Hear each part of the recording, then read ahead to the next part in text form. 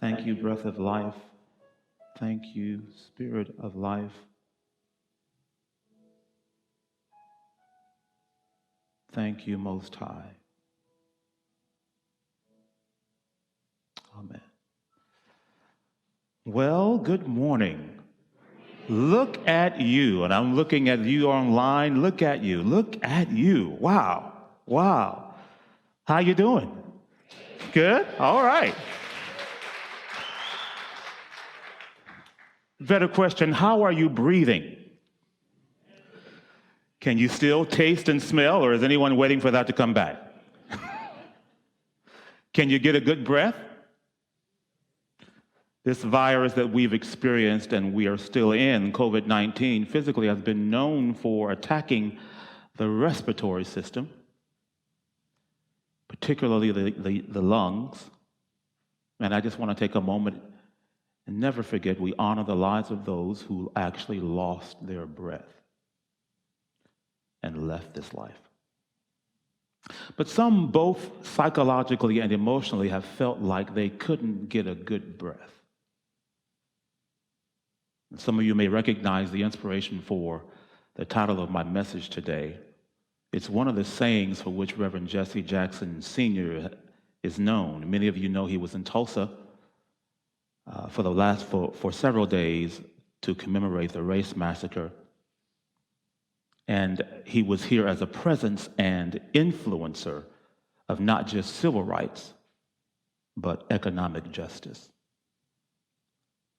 And his presence here in Tulsa, along with that of the Reverend Dr. William Barber and others, I believe, made a tremendous impact, as Tulsa is now in the national and international conversation, primarily for things the city has yet to make right. So Reverend Jackson has been telling Black Americans and the country to keep hope alive through his work with the Rainbow Coalition organization that he founded several years ago. And with his second campaign for president in 1988, he left the country riveted with these powerful, powerful words: keep hope alive. So that sentiment is the focus of my message today, because there are some groups of people that I want to talk to. I want to talk to those who are in a state of sheer exhilaration. You're not just on cloud 9, you're on cloud 59. You're just as happy as you can be to be out, to going to dinner, being around friends, seeing loved ones. But I also want to talk to another group of people. I want to talk to those who are still genuinely concerned and battle fatigued. Yes, feeling like you've been in a war and you're coming out emotionally and mentally tattered. Here we are, beginning to come out of, particularly in the United States and other Western countries, what many have termed one of the worst experiences in the last 100 years in the world. This pandemic, as you probably know, pandemic means the incidence of diseases that affect a whole people or a region. From the Greek pan, all, demos, people. The pandemic has affected each one of us. So today, yes, even though we're coming out of this, today is a day to celebrate. So I want to celebrate with those who are just overjoyed. I want to celebrate with you. Today is a day to be glad. We're grateful and thankful that the numbers are fairly low from a few months ago, although we have to remain vigilant. And I just found out last night that Oklahoma, I think Dr. Chris Blake shared it with me a little while ago, that Oklahoma is just reporting weekly. They're not reporting daily anymore. So we do celebrate because things are looking good. We are together. And if you're online, I'm so glad that you're with us. We are all together, but we're here in this room. We celebrate with those of us who were able to keep our hope alive. I want to celebrate with those who, though at times went through hard times, trials, it came out stronger. But I'm also wondering, can we still have compassion in this newfound place of sunshine and light? Because I also want to support those of us whose hope is still on life support and is in critical condition. Those of us who can't seem to get back to that place of joy. Moving through and still not sure, trying to be okay. And I would dare say that some of us are in this room are in that situation now where we're doing, just what Nat King Cole sang. Charlie Chaplin had a wonderful medley, and then John Turner and Jeffrey Parson added these poignant lyrics. Smile, though your heart is aching. Smile even though it's breaking. And those who say, I'm smiling, but I still feel some kind of way that I can't describe. Honestly battling, because even right now it's difficult. And it's scary to expect something good. Because through this, that person says, I've lost. I've lost friends. I've lost loved ones. I've lost relationships. I've lost time. My family, my children have lost time. I've gained weight. Can I get a witness? And I've lost the motivation for living. Yes, there is a huge light at the end of the tunnel. But what is that light? Because hope deferred makes the heart sick. In the Hebrew scriptures, the prophet, Brother Isaiah, is giving a message to the Jewish people. And he says, they that wait shall have their strength renewed. They shall mount up and soar on wings like eagles. They will walk and not grow weary, and they will run and not faint. That word wait in Hebrew is really hope. It means to expect. So hope is really the happy anticipation of good. Some would say God. Hope is expectation. Hope is expecting Doug, something good. But hopes can be dashed. I want to talk to you, those of you online as well. Hopes can be dashed. Hope can be frail. And yes, hope can die. Some people feel like Nina Simone when she sang that song, I think it's going to rain today. So the question becomes, on what is our hope built? Is it by what we can figure out ourselves only? Is it only by evidence? Is it only by data? Is it only by vigorous intellectual exercise and stamina? Do knowings and mystery have a place? I submit to you that there is the science of hope, and then there is the spirit of hope. And they work together. Let's talk about the science of hope a little bit. The late Dr. Shane Lopez was the author of the book he wrote up around 2013 called Making Hope Happen. It's a great book. If you get a chance to pick it up, I think you should. He was a leading researcher in studying the science of hope. Did a deal of his work right up the road, Highway 75 North in Lawrence at KU. He was also a Gallup senior scientist in hope and psychology. And he was considered the chief architect of the Gallup student poll. It will be interesting if they rolled that poll out now. A measure of hope, engagement, and well-being of public school students. Lopez describes hope as an ability, a capacity to imagine the future as a goal and to understand the steps necessary to accomplish it.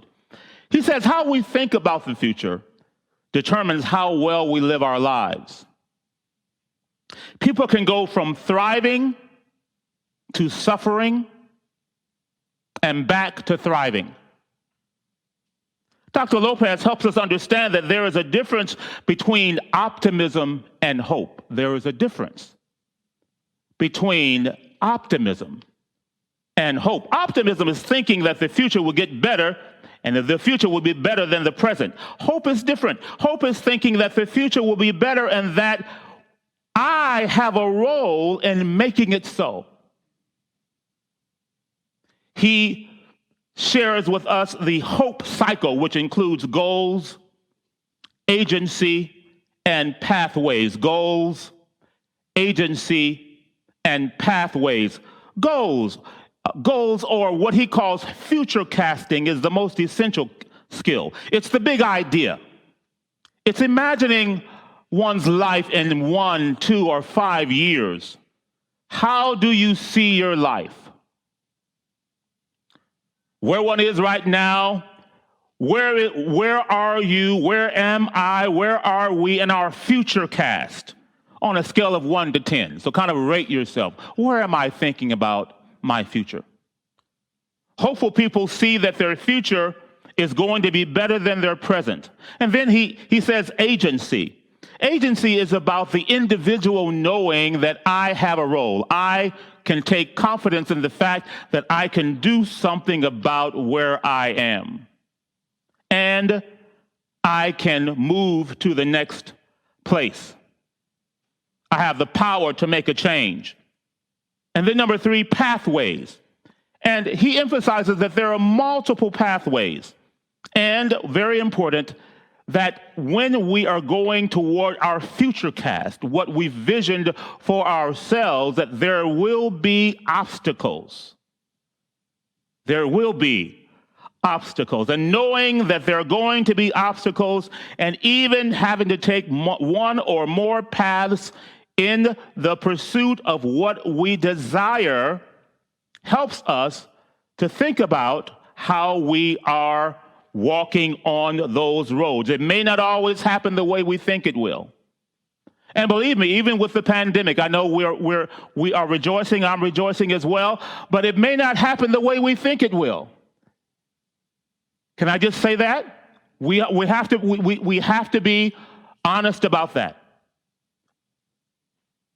And what's important here is making ourselves aware of the sirens. You remember the sirens, don't you, in Greek mythology? The sirens would always tailor their songs for each traveler.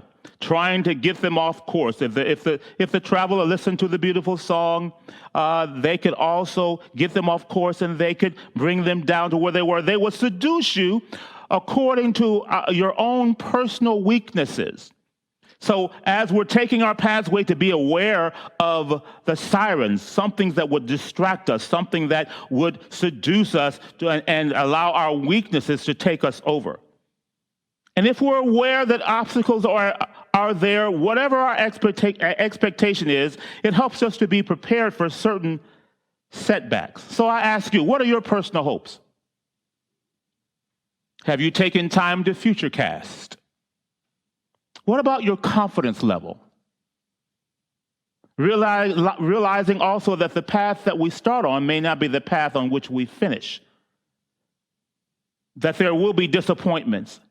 And that makes me think about the words of our dear brother, the Reverend Dr. Martin Luther King, and when he said, we must accept finite disappointment, but never lose infinite hope. Now, that infinite hope that I believe he speaks of is what I call the spirit of hope. We must accept finite disappointment, but never lose infinite hope. The road ahead, he says, will not always be smooth.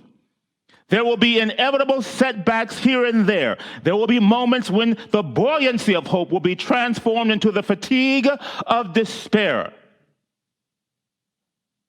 Our dreams will sometimes be shattered and our ethereal hopes blasted. There will be disappointment.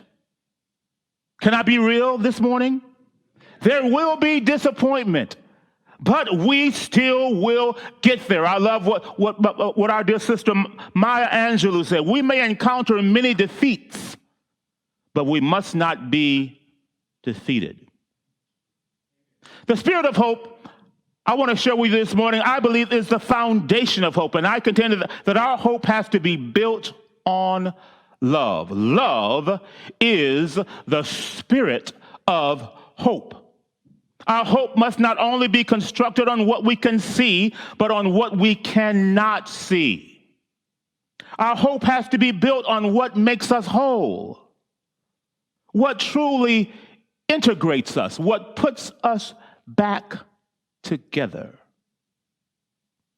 To be hope-filled or full of hope, happy anticipation, not necessarily happy about what has happened or even what is happening, but my hope, my expectation, my anticipation is based on a deep-seated belief of the possibilities.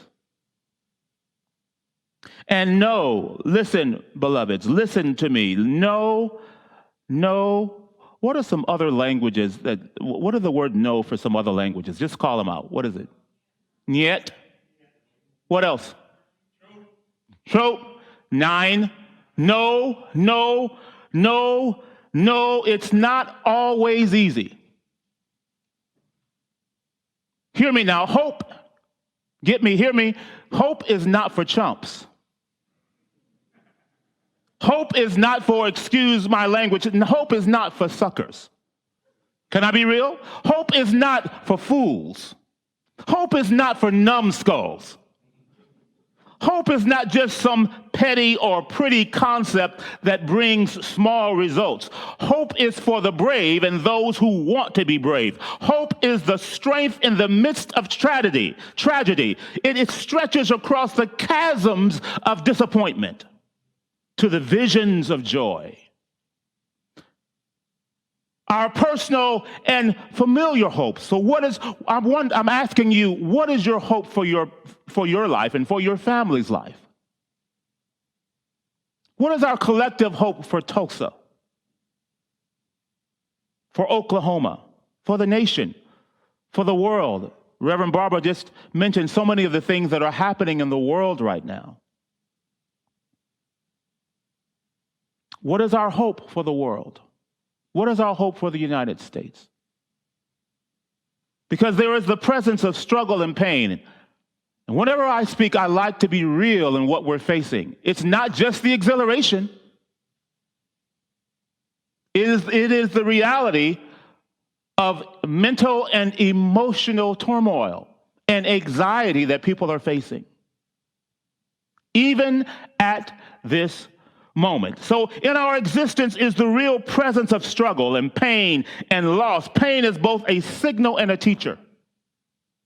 Pain is a communicator, something that needs attention. It doesn't matter whether you're able to go from the city home to the lake home, or you barely have a home. Don't get it twisted, my brothers and sisters. Under the status, the brand names, even no name, are real people with longings, loneliness, and hurt. The question is now, how are we treating ourselves? And then by extension, others. Yes, it has been and still is easier for some right now than for others. But don't misunderstand. I want to be clear this morning. Hope doesn't need an address in Maple Ridge, Brookside, Cherry Street. It doesn't require an address in South Tulsa or Owen Park or the Phoenix District. That's on the north side. Or wherever you live in your city. Hope can either be nourished or it, believe me, can die. Brother Shane reminds us that hope is not passive. It's not wishful thinking. It's not just giddiness.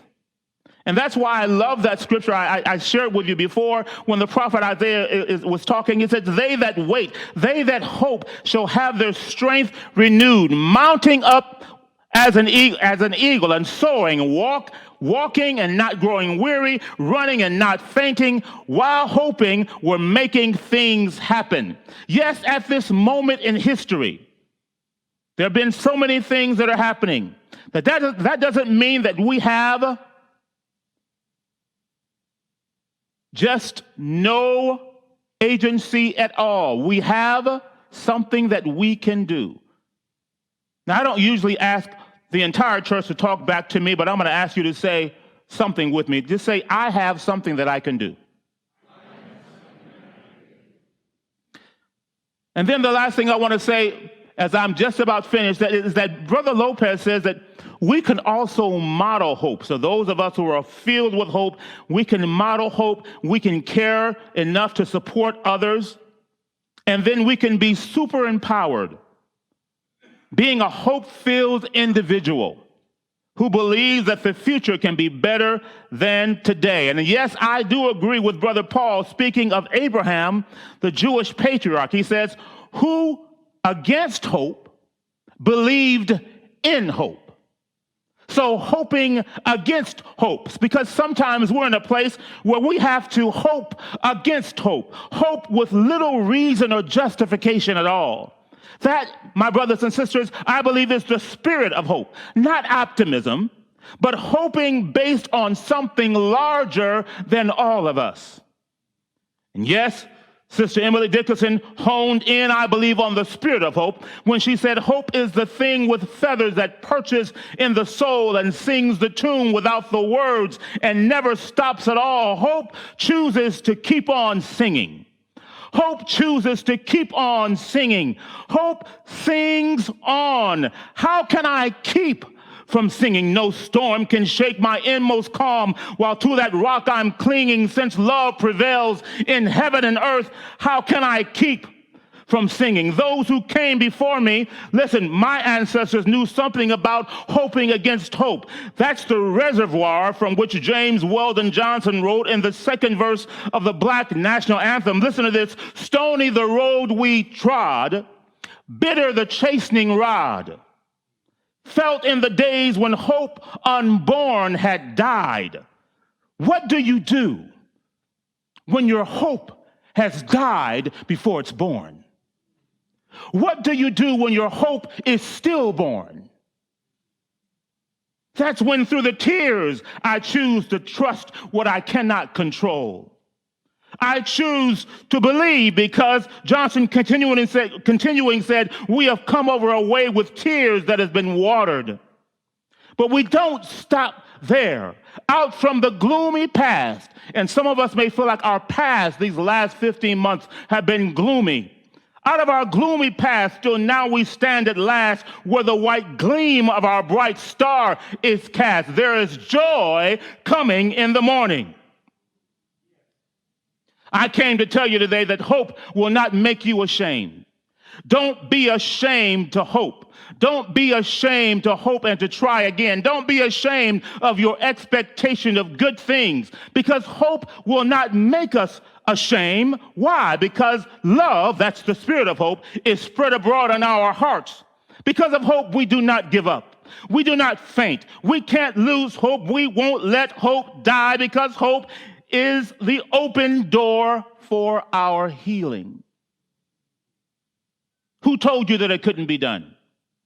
Who told you that it can't happen for you? Who told you that it could not happen for you? Who said it couldn't happen for us? Whatever we imagine, whatever we future cast together, whatever we also hope in and hoping in something larger than ourselves. But I want to encourage us, don't throw out the mystery. Science begins with the unknown. Don't throw out the mystery. Don't dismiss intuition. Don't dismiss the impressions. The unknown becomes known because there are different ways of knowing. But if we want hope to survive, we've got to pray on. Somebody say, well, Brother David, I don't really pray. Well, you've got to think on. You've got to reflect on. You've got to meditate on. We've got to move on, and we've got to sing on.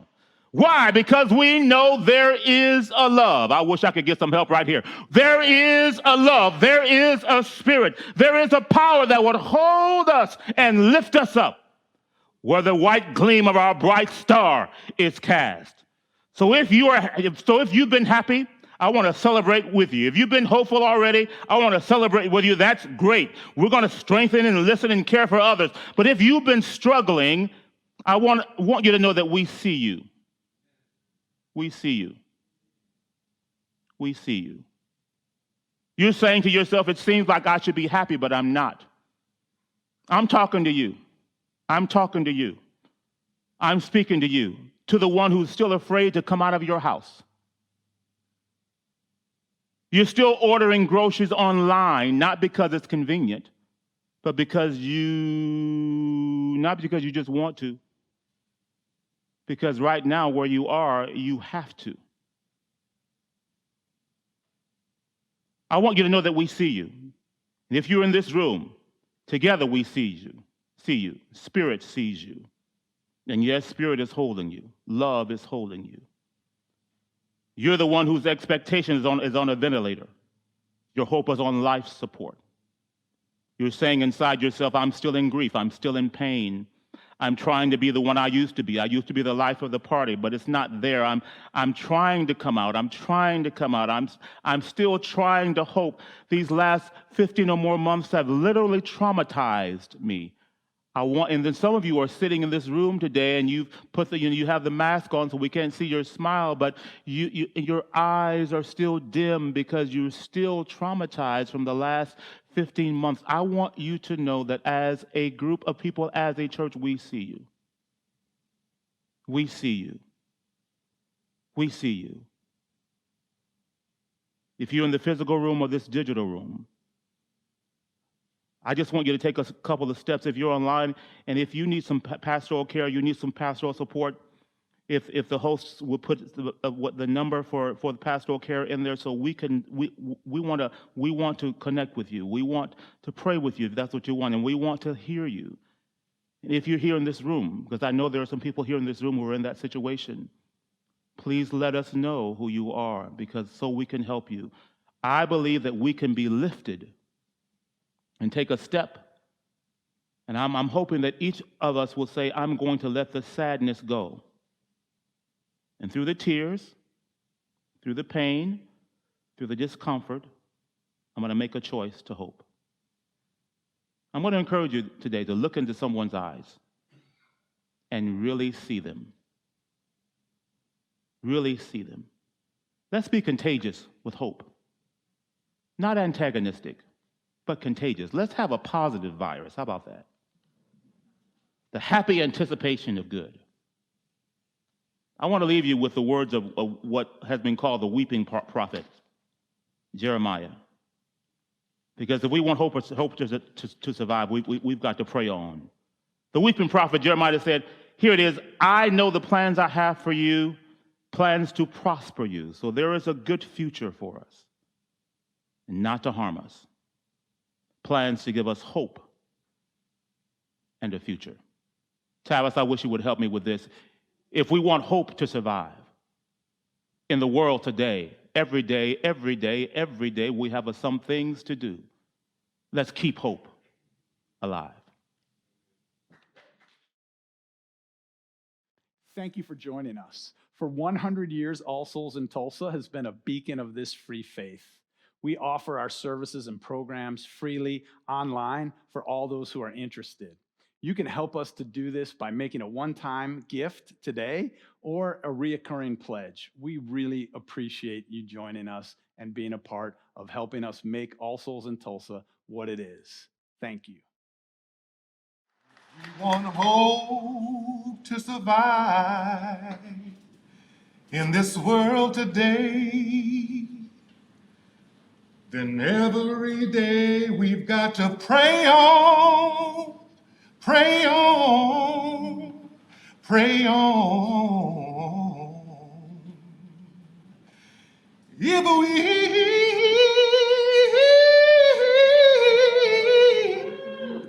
want hope to survive in this world today,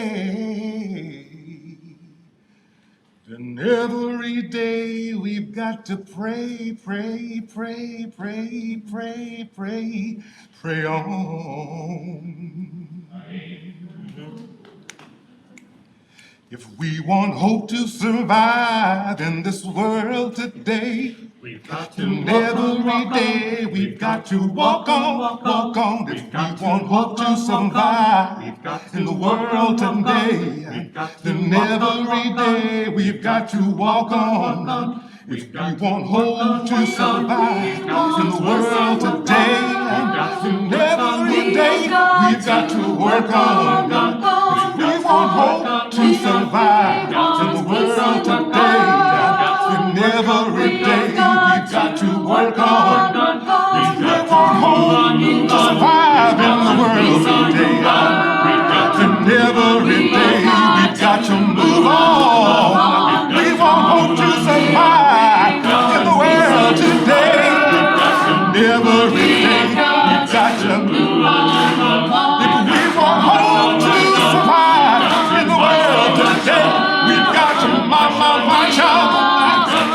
on, hey. If we want hope to survive, then every day we've got to march on. We want hope to survive in the world today. We've got to teach the little baby, teach them while they're young, teach them while they're young, so when they grow old, they will not depart. Oh yeah, yeah, yeah. If we want hope to survive, we got to sing on. La la la la, yeah, yeah. Say do re mi fa sol ti do, do re mi fa sol la ti do, do re mi fa sol la ti do. We got to sing on, hey, hey, hey, hey, hey. We've got to sing on.